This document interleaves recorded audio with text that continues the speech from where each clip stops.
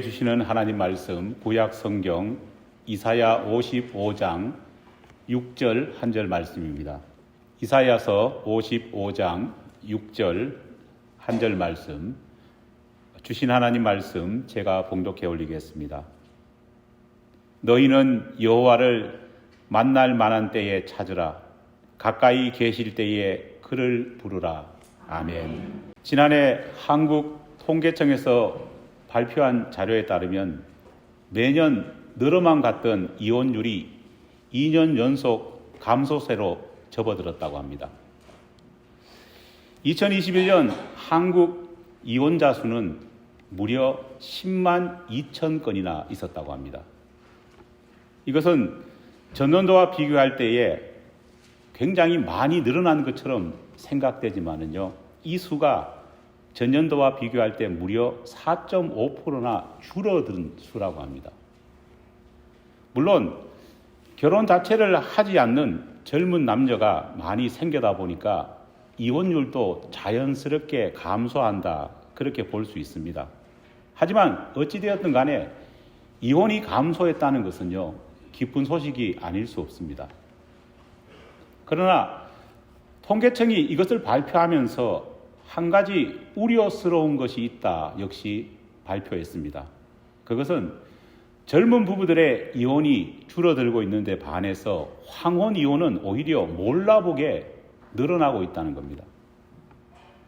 황혼 이혼이란 뭐냐 하면은요, 결혼 생활을 30년 가까이 이어온 부부들이 늦깎이 이혼을 하는 것을 바로 황혼 이혼이다, 그렇게 부릅니다. 황혼 이혼은 매년 약 7.5%씩 꾸준히 증가하고 있다고 합니다. 황혼 이혼이 사회에 미치는 영향력과 가정에 미치는 영향에 있어서 치명적인 이유는요, 결혼에 대한 가치관, 결혼에 대한 가치를 완전히 무너뜨리기 때문입니다.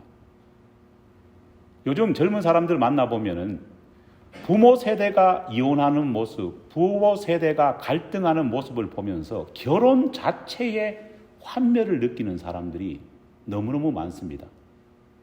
많은 사람들이 경제적으로 어려우니까 젊은 친구들이 결혼하지 않는다, 그렇게만 생각하는데 실제로는 결혼 자체에 대해서 환멸을 많이 느끼고 있는 겁니다.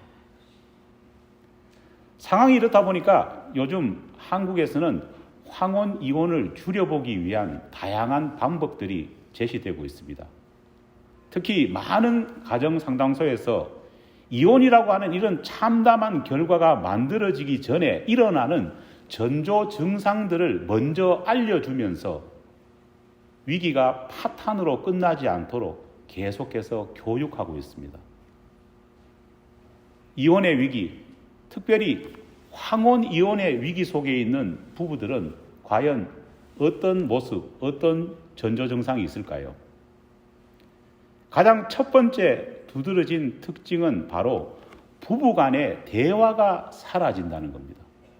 하루 종일 집에 같이 있습니다. 하지만 하루 온종일 부부 사이에 나누는 대화 시간이 5분도 안 되는 부부가 실제로 너무너무 많다고 합니다. 이쯤 되면은 서로가 서로에게 뭐라고 말할 수 있느냐? 마치 유령과 같은 존재입니다. 분명 존재하지만 눈에 보이지 않는 것처럼 그렇게 행동하며 살아가는 겁니다. 예전에 유명한 초코파이 광고를 보면은요, 그런 광고 있지 않습니까? 말하지 않아도 알아요. 그냥 바라만 보면.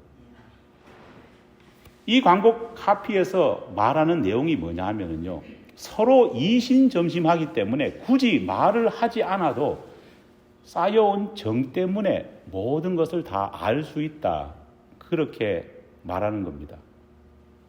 하지만 위기 속에 있는 부부들은요, 서로 간에 말하지 않는 이유는요, 그냥 말하기 싫기 때문입니다. 말하는 자체가 싫기 때문에 입을 열지 않는 겁니다. 그렇다면 왜 서로가 이렇게 말하는 것을 싫어할까요? 그 이유는 두 번째 특징과 연결됩니다. 서로 말하지 않는 이유가 뭐냐? 조사해 보니까요. 서로를 향한 기대가 없기 때문이다. 그렇게 답을 했습니다. 말을 해봐야 더 큰 의견 차이만 확인될 뿐, 새롭고 건설적인 것을 전혀 기대할 수 없으니까 아예 침묵하고 살자는 겁니다. 대화가 사라진 부부는 사실 남과 다를 것 없는 그런 존재 아닙니까? 정말 잔인한 이야기지만은요, 자식과 부모 간에는 피라도 섞였지, 부부 간에는 섞인 것이 뭡니까? 없습니다. 침묵하는 관계로 발전해버리면 인간의 살아감의 증거인 희, 노, 애, 락조차 머물 수 없는 겁니다. 재미있는 것은 가정상담소에서 그래도 불같이 싸우고 다투는 부부는 이혼하지 않는다고 합니다. 왜냐? 희, 노, 애, 락이 있기 때문입니다. 그러나 좀 더 발전해버리면요, 아예 싸움조차 하지 않는다는 겁니다. 성경을 읽다 보면 하나님께서는 유난히 하나님과 우리 사이의 관계를, 그리고 예수님과 우리 사이의 관계를 부부 사이로 많이 비유하셨습니다. 심지어 예수님은 자신을 꼭 집어서 뭐라고 말하느냐? 신랑이라고 이야기하고, 우리를 꼭 집어서 뭐라고 불렀습니까? 신부라고 부르십니다. 안타깝게도 우리 주변에 황혼이혼이 이렇게 많이 늘어나는 것과 동시에 신앙적인 측면에서 본다면요, 영적인 황혼이혼도 점점 많이 늘어나고 있기 때문에 더욱더 걱정이 많이 됩니다. 신랑인 예수와 대화가 줄어들고, 심지어 언제 내 신랑인 예수와 대화했는지 기억조차 하지 못하는 신부들이 늘어나고 있습니다. 더 심각한 것은 예수라고 하는 이 남편이 내 옆에 있음에도 불구하고 있어도 그만, 없어도 그만인 그런 신앙인들이 많습니다. 이제는 옆에 있으면은요, 우리 그런 말 많이 하지 않습니까? 제발 점심만은 바깥에서 먹고 돌아오라. 남편에게 요구합니다. 그것처럼 예수님이 내 곁에 있으면 내 생활이 복잡하고 힘드니까 예수님 가능하면은 멀리 좀 떨어져 계셨으면 좋겠습니다. 그 마음을 먹는 사람들도 있습니다. 신랑에 대한 기대, 신랑과 함께하는 기쁨이 없습니다. 그러다 보니까 예수님을 어떻게 보느냐? 소 닭 보듯 무심하게, 무정하게 그렇게 보면서 살아가는 겁니다. 여러분, 혹 우리 자신은 지금 이런 상태에 있지 않습니까? 한국에도 기독교가 전파된 지 이제는 150년이 훌쩍 넘어갔습니다. 이제는 웬만한 한국 교회를 가보면요, 크다고 하는 교회는 거의 다가 반세기 넘는 역사를 가진 교회들이 부지기수입니다. 100년이 넘는 교회도 이제는 한국에 가면 참 많습니다. 이것은 무엇을 의미하느냐? 그만큼 그 교회에 다니는 사람들 중에 오래 믿었던 사람들이 많아졌다는 겁니다. 교회 가운데에 모태신앙자 찾는 것도 어렵지 않습니다. 심지어 3대, 4대 믿은 사람 찾는 것도 어렵지 않습니다. 문제는 이렇게 믿은 연수가 오래 지속되다 보니까요, 안타깝게도 신랑 되신 예수님과 살아온 날이 이렇게 길어지다 보니까 믿음의 권태기 속에 빠져 있는 사람도, 신앙의 권태기 속에서 헤매는 사람도 너무너무 많아졌다는 겁니다. 오래 믿은 사람들이 신앙의 권태 속에, 믿음의 권태 속에 오래 빠지면 안 되는 이유가 여러분 무엇일까요? 앞서 말했던 것처럼 젊은 사람들이 오래 믿었던 사람들의 신앙의 모습을 지켜보고 있기 때문입니다.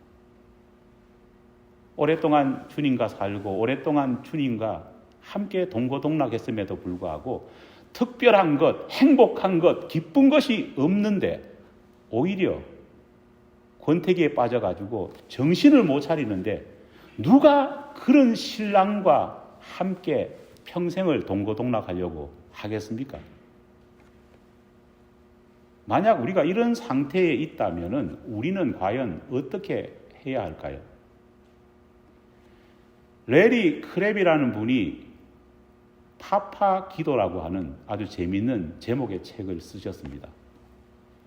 이 책을 보면 신랑이신 예수님과 신부인 우리가 관계가 만약 멀어졌다면, 우리가 정말 신앙의 권태기에 빠져 있다면 어떻게 해야 멀어진 이 관계를 다시 회복하고 신랑 되신 이 예수님과 정말 신혼의 단꿈을 다시 꿀 수 있느냐, 그 아주 기초적인 방법을 이분이 제시해 주고 있습니다.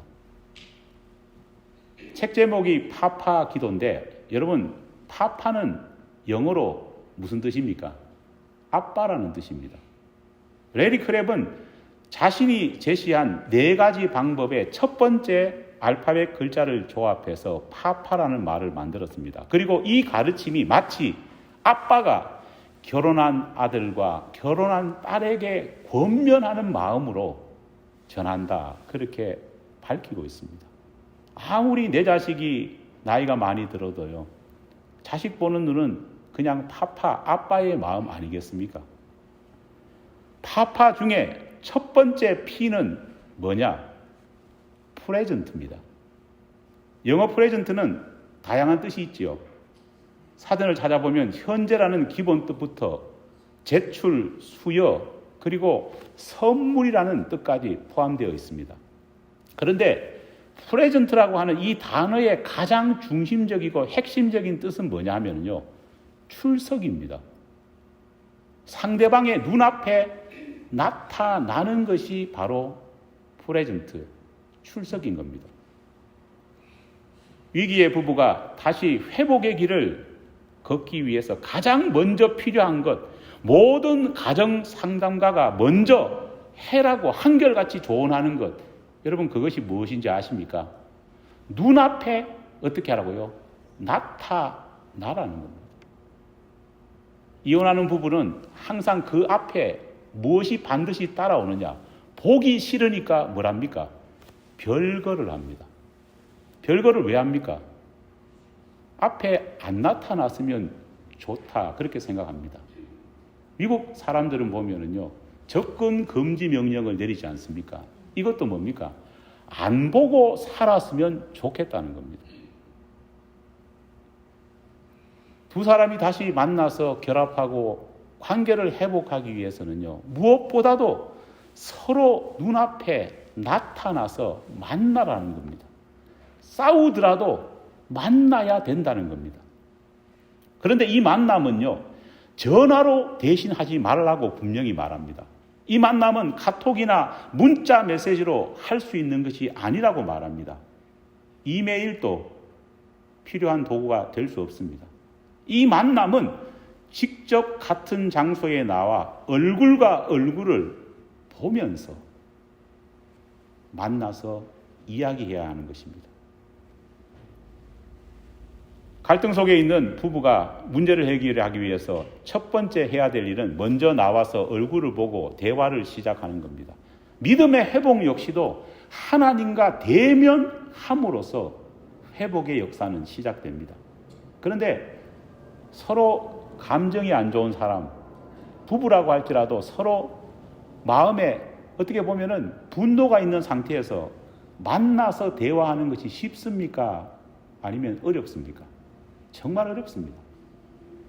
모든 것은 처음 시작하는 것이 어렵습니다. 그런데 그거보다 더 어려운 것이 있습니다.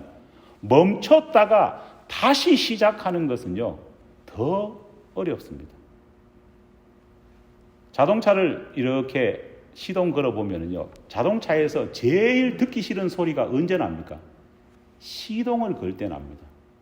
아무리 좋은 차라고 해도 시동 걸 때는요, 다 듣기 싫은 소리가 납니다.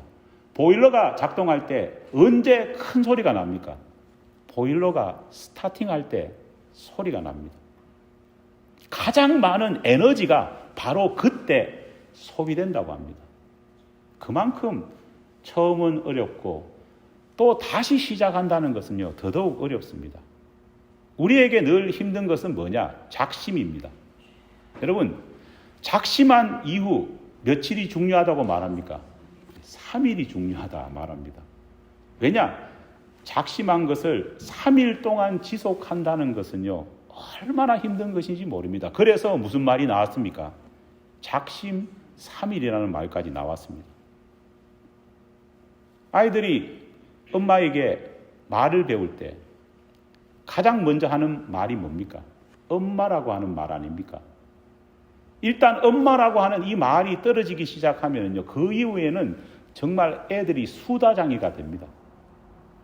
엄마라는 말을 처음 배울 때요, 제대로 엄마라는 말의 발음을 하느냐, 제대로 하는 애를 제가 본 적이 없습니다. 뭐 음에 마, 응악 했다고 수없이 이상한 소리를 많이 합니다.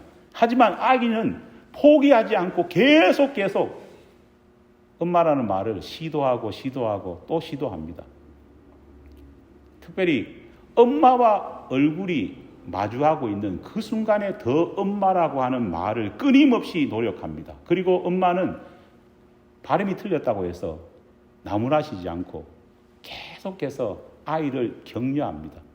퇴근해온 아빠는요, 알지도 못하면서 이상한 발음을 해도 진짜 그 발음을 했다고 너무너무 기뻐합니다. 바로 이겁니다. 프레젠트. 하나님 앞에 먼저 출석 도장을 찍어야 합니다.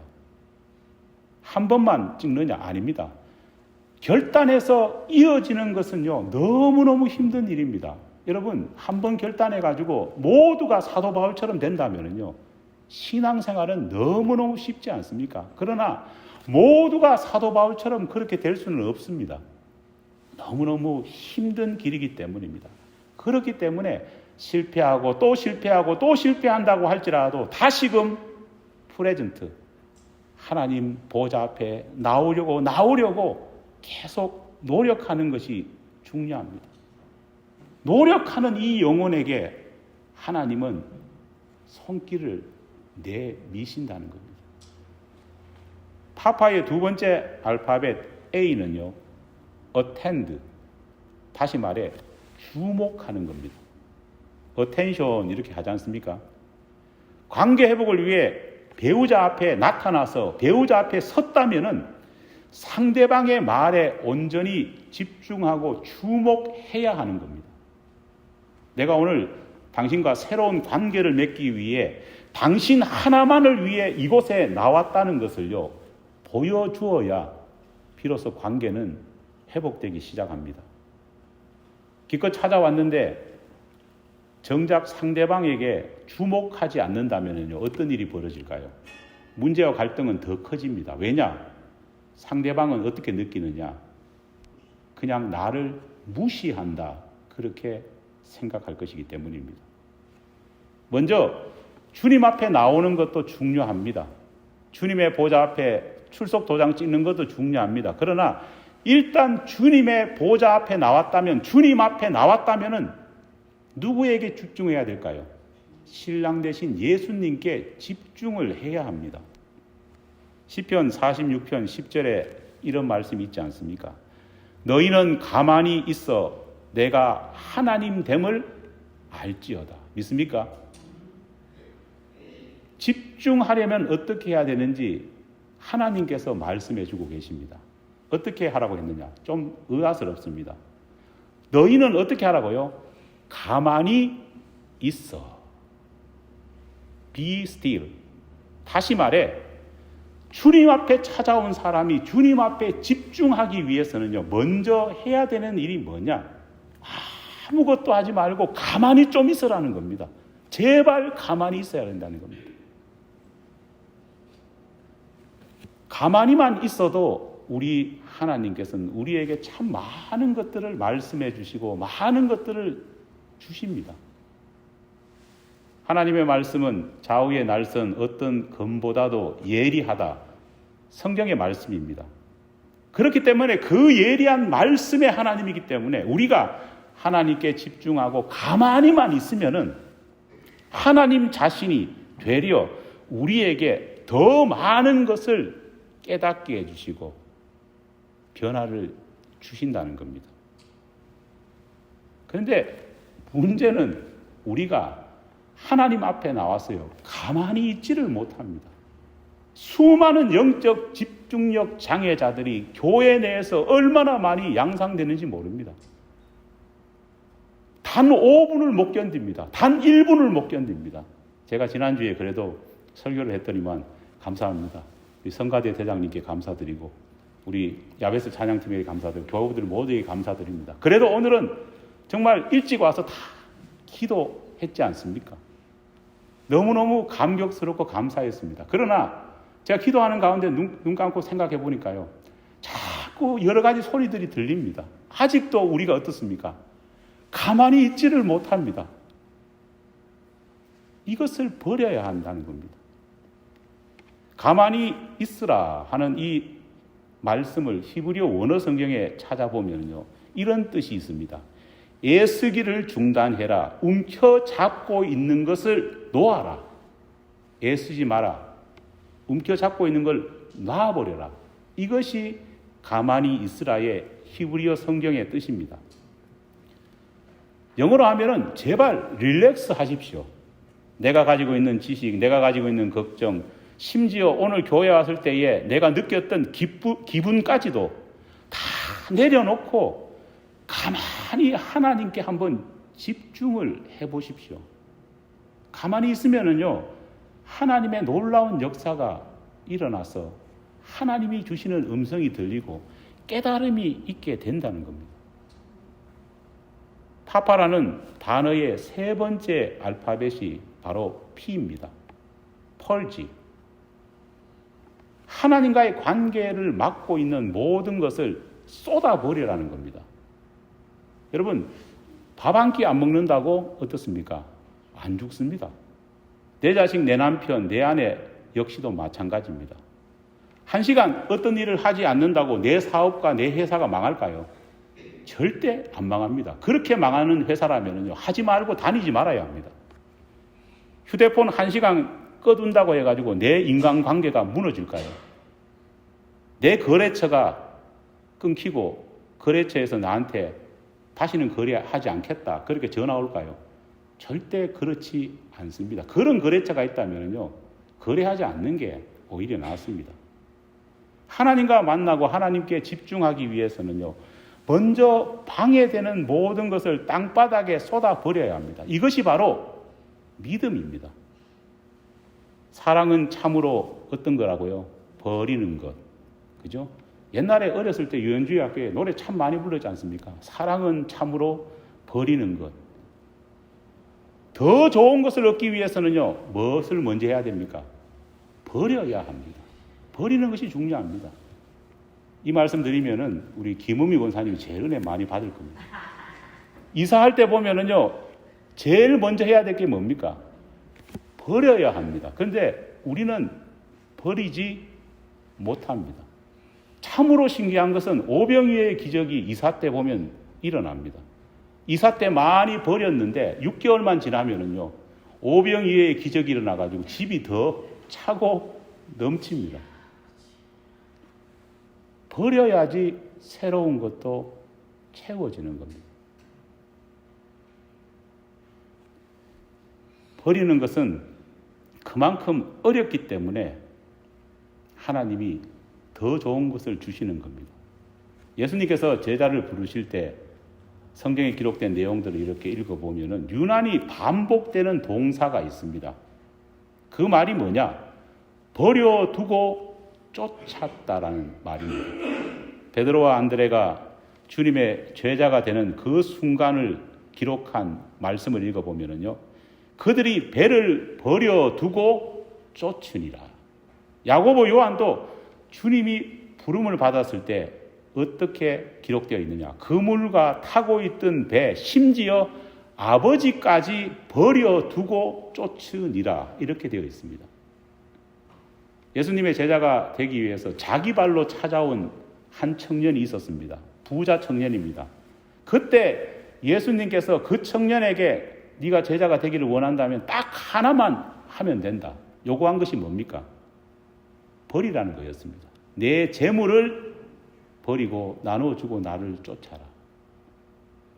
다시 어떤 사람이 또 제자 되기 위해서 찾아왔습니다. 그때 그 사람이 요구한 게 뭡니까? 제 아버지 장례는 좀 치르고 왔으면 좋겠습니다. 그러니까요, 예수님이 또 요구하신 것이 뭡니까? 아버지의 장례는 죽은 자에게 맡겨두고 너는 나를 그냥 내버려두고 따르라. 그렇게 말씀하셨습니다. 마태복음 11장 28절을 보면 주님께서는 수고하고 무거운 짐진 자들아 다 벗어버리고 나오라. 히브리서 12장 1절에 보면 좀 더 직설적으로 이야기하십니다. 모든 무거운 것과 얽매이기 쉬운 죄를 어떻게 하라고요? 벗어버려라 말씀하고 있습니다. 사르밧 과부가 경험한 하나님의 역사는 바닥이 드러난 가루통과 바닥이 텅텅 빈 기름통이 계속해서 채워지는 것 아니었습니까?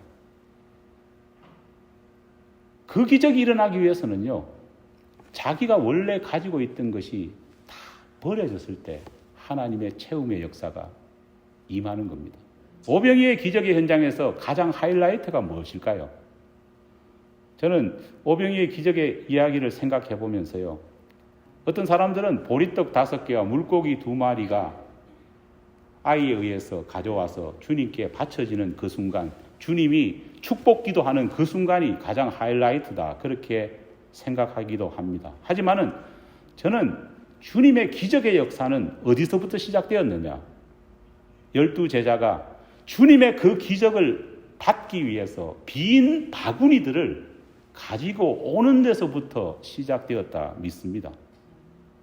빈 것을 가지고 와니까 하나님께서, 예수님께서 가득 채워주시고 나중에는 다 먹고 배부른 후에도 몇 광줄이 남았습니까? 12광줄이. 각자가 가져온 빈 것이 다 채워졌다는 그런 의미입니다. 벗어버리고 비울 때 채워집니다. 파파의 마지막 알파벳은 A입니다. 이 A는 어떤 뜻이냐? 어프로치. 어프로치가 뭡니까? 접근하는 것 아닙니까? 그냥 접근하는 것이 아니라 한 걸음, 한 걸음, 한 걸음 다가서고 접근하는 겁니다. 옛날에 우리 교회에서도 민속잔치할 때 무궁화 꽃이 피었습니다를 해본 기억이 있습니다. 무궁화 꽃이 피었습니다 할 때처럼요, 한 걸음 한 걸음 꼬린 지점을 향해서 접근하는 것이 바로 어프로치입니다. 다시 한 번 더 말씀드리지만은 관계가 멀어진 부부가 한 번 만나가지고 갑자기 폴린 러브로 빠져드는 경우는 절대 없습니다. 조금씩 조금씩 다가서는 수많은 시도를 행할 때 비로소 조금씩 조금씩 변화가 일어납니다. 제가 언젠가 메트로폴리탄 뮤지엄에 가서 그 유명한 반 고흐의 작품을 본 적이 있습니다. 반 고흐 아시죠? 유명하신 분입니다. 제가 이렇게 뒷짐을 지고 그분의 작품을 보고 있으니까 거기 돌아다니면서 설명을 하시는 분이 계시더라고요. 제가 불쌍해 보였는지 와가지고 이제 설명을 쫙 하는 겁니다. 그분 하시는 말씀이 이 반 고흐의 작품이 왜 유명하냐? 자기 보기에는 다른 미술가들이 그림을 그릴 때보다 정말 10곱절, 20곱절 더 많이 붓터치를 했다는 겁니다. 많은 사람들이 반 고흐가 그냥 아이디어가 좋아서 그렇다 생각하는데 그게 아니라는 겁니다. 그만큼 혼신의 노력을 다해서 정말 거짓말 못해서 1만 번의 붓터치를 했을 수도 있다는 겁니다. 감동을 받았습니다. 다 둘러보고 반드시 지나가야 되는 곳이 있습니다. 제가 지나가고 싶지 않아도 이상하게 길이 기념품 가게로 이어집니다. 기념품 가게를 보니까요, 아까 봤던 반 고흐의 그림과 똑같은 모조 그림들이 있었고 또 엽서까지 있는 것을 봤습니다. 아까 봤던 반 고흐의 작품은요, 정말 값어치를 매길 수 없을 만한 그런 값어치인데 제가 지금 똑같이 생긴 것, 모조품, 또 엽서를 보는데 이거는 가격이 너무너무 쌌습니다. 제가 당장 마음만 먹으면 살 수 있을 정도입니다. 차이가 뭘까요? 여기에는 붓터치가 없습니다. 저에겐 소망이 있습니다. 여러분도 똑같은 소망을 우리 같이 한번 품었으면 좋겠습니다. 그것은 마지막 날 제가 예수님 앞에 섰을 때 예수님을 만나지 않습니까? 서먹서먹 안 했으면 좋겠습니다. 주님도 저를 보고 되게 부담스러워서 서먹서먹하게 하시고, 저도 예수님 보면서 진짜 부담스러워가지고 어쩔 줄을 모르는 그런 상황이 안 벌어졌으면 좋겠습니다. 마치 오늘 아침 출근하면서, 오늘 아침 학교 가면서, 오늘 아침 헤어지면서 부인과 남편과 서로 이야기를 주고받으면서 저녁에 꼭 보자고 그렇게 말하는 것처럼, 그런 부부의 정이 듬뿍 담긴 신랑 되신 예수님과 신부된 제가 되었으면 좋겠습니다. 제가 신부라고 하니까 조금 이상하네요. 그 모습이 이루어질 때 우리의 신앙의 경주는 비로소 성공적으로 완성되는 것입니다. 사랑하는 여러분, 혹시 권태기에 빠져 있지는 않습니까? 파파 4가지를 기억하십시오.